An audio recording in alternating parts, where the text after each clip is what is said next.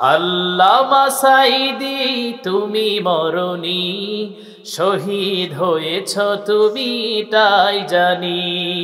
কারাগারে কাটালে 13টি বছর, বাতিল কেঁপেছে তোমায় দেখে থরথর। তুমি যে ছিলে মোদের নয়নমণি, শহীদ হয়েছ তুমি তাই জানি। আল্লামা সাঈদী তুমি মরণি, শহীদ হয়েছ তুমি তাই জানি। সবাই বলি আল্লাহু আকবার। আমার আপনার নবী সাহাবায়ে কেরামকে বললেন, আমার সাহাবীরা শোনো, বদরের প্রান্তে তাকে আমি সেনাপতি নিযুক্ত করেছিলাম। ওই সাহাবী যখন বদরের প্রান্তে চলে গেলেন, বদরের প্রান্তে যাবার পর কাফের আর বেঈমানদের সঙ্গে সে প্রাণপণে জিহাদে তিনি লড়তেছিলেন, যুদ্ধ করতেছিলেন। একটা পর্যায়ে একটা কাফের এসে তার হাতে কোপ দিয়ে হাতটা কেটে যায়। তার হাতে যখন আঘাত করে, তরবারি দিয়ে আঘাত করার ফলে তার হাতটা দ্বিখণ্ডিত হয়ে যায়।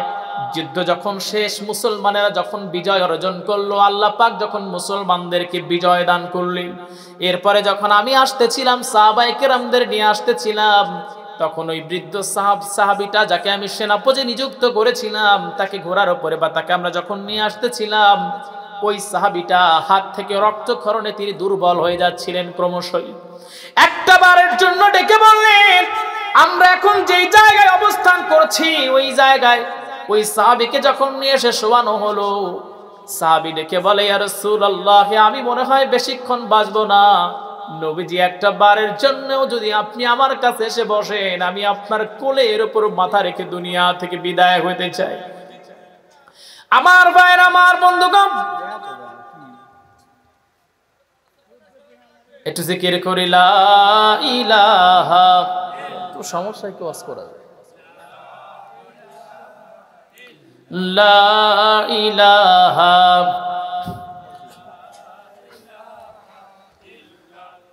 লা ইলাহা লা ইলাহা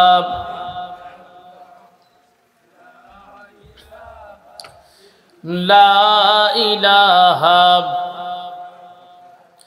লা ইলাহা ইল্লাল্লাহু মুহাম্মাদুর রাসূলুল্লাহ।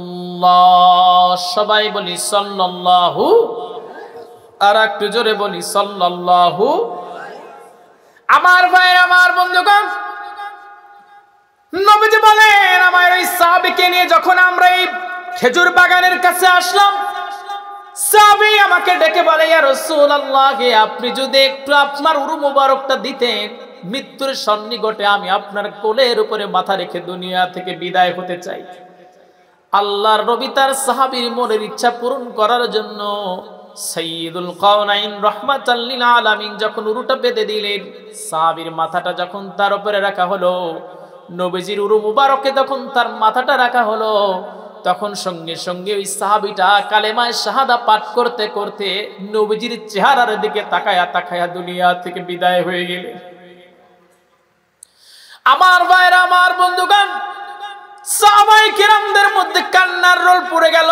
নবীজি ডেকে বললেন, সাহাবীরা শোনো, আমার এই সাহাবী যুদ্ধের ময়দানে যাবার পূর্বে আমি নবীর কাছে দোয়া চেয়েছিল, হে রাসূল, আমি তো বৃদ্ধ মানুষ, বেশি দিন এমনিও বাঁচবো না।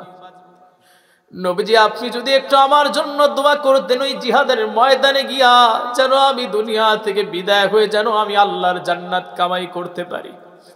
কারণ আপনি বিছানায় শুয়ে মারা যাবেন, আপনার কবরে হিসাব দিতে হবে, পুলসিরাতে মিজানে হাসরে আপনার হিসাব দিতে হবে। কিন্তু কোন আল্লাহর গোলাম যদি দ্বীনের জন্য যদি শহীদ হয়, দ্বীন প্রতিষ্ঠা করার জন্য যদি কাফের বেঈমান মুনাফিকদের হাতে যদি শহীদ হয়, কোন জায়গায় কোনো অ্যানসার দিতে হবে না, সরাসরি আল্লাহ রাব্বুল আলামিন তারে জান্নাত দিয়া দিবে। আমার ভাইরা, আমার বন্ধুগণ, নবীজির সাহাবী যখন দুনিয়া থেকে বিদায় হয়ে গেলেন, আরবের রীতি অনুযায়ী যখন ওই সময়ের নিয়ম অনুযায়ী যখন কেউ মারা যেতেন, দুনিয়া থেকে বিদায় হয়ে যেতেন, তখন সেই জায়গায় তার কবর দেওয়া হতো। আল্লাহর নবী নিজে সেই জায়গায় কবর খনন করলেন। সেই জায়গায় কবর খনন করে নবীজি নিজে কবরের ভিতরে নামায়া বৃদ্ধ সাহাবীকে কবরের ভিতরে নবীজি আমার রাখলেন। ওই জায়গায় রাখা মাত্র আকাশের দিকে তাকায়া দোয়া করলেন, আল্লাহ জিহাদের ময়দানে গিয়া ইসলামের প্রথম যুদ্ধে গিয়া যাকে আমি সেনাপতি নিযুক্ত করেছিলাম আপনার আদেশে, সেই আল্লাহর গোলাম জিহাদের ময়দানে গিয়া যদিও আপনি আমাদের বিজয় দিয়েছেন, সেই সেনাপতি আজকে দুনিয়া থেকে বিদায় হয়ে গেল। আল্লাহ তারে আমি রাসূল কবরের ভিতরে রেখে দিলাম। আয় আল্লাহ, আমি আমার এই সাহাবীর উপর খুশি ছিলাম, তুমি আল্লাহ আমার এই সাহাবীর উপর খুশি হয়ে যাও। কোন একদিন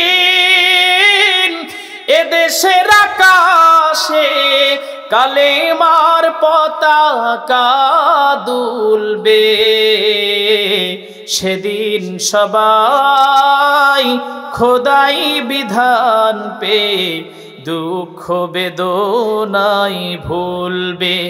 সেদিন আর রবে না হাহাকার, অন্যায় জুলুম অবিচার, থাকবে না অনাচার দুর্নীতি কদাচার, থাকবে না অনাচার দুর্নীতি কদাচার, সকলেই শান্তিতে থাকবে। সেদিন সবাই খোদাই বিধান পে দুঃখ বেদনাই ভুলবে। একাকিনী রমণী নির্জন পথে যাবে, কোনো জন কটু কথা কবে না, কোনো দিন কোনোখানে সম্পদের মোহে খুনার রাহাজানি রবে না।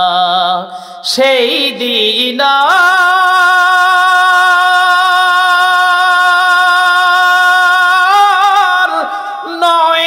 নয় বেশি দূরে, সেই দিন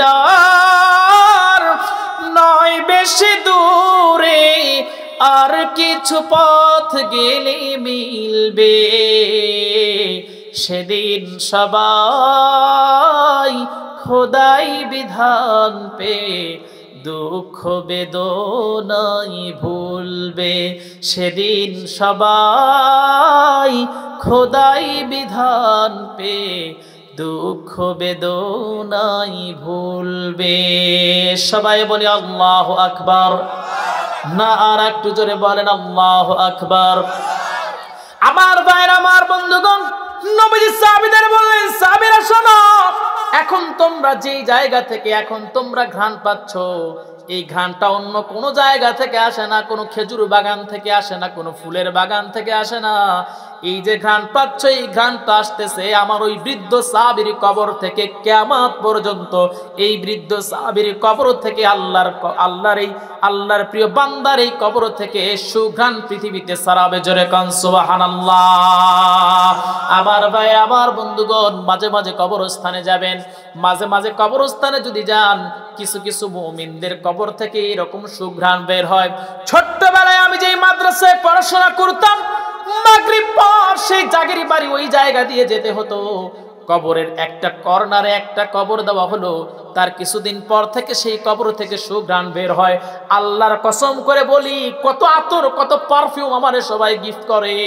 আমি এরপরেও যখন বাহির থেকে কোনো প্রবাসী ভাই ভালোবেসে আমাকে যখন আতরগুলো পাঠায়, অথবা কোনো দামি পারফিউম পাঠায়, অথবা আমি ঢাকা বা বাহিরে গেলে যখন এইরকম দামি পারফিউম কিনে নিয়ে আসি, আল্লাহর কসম করে বলতেছি, ওয়াল্লাহি বিল্লাহি তাল্লাহি, কোনোদিন ওই যে কবরের পাশ দিয়ে হাঁটার সময় যেমন সুঘ্রাণ পেয়েছিলাম, দুনিয়ার কোনো পারফিউমে সেই সুঘ্রাণ আমি পাই নাই।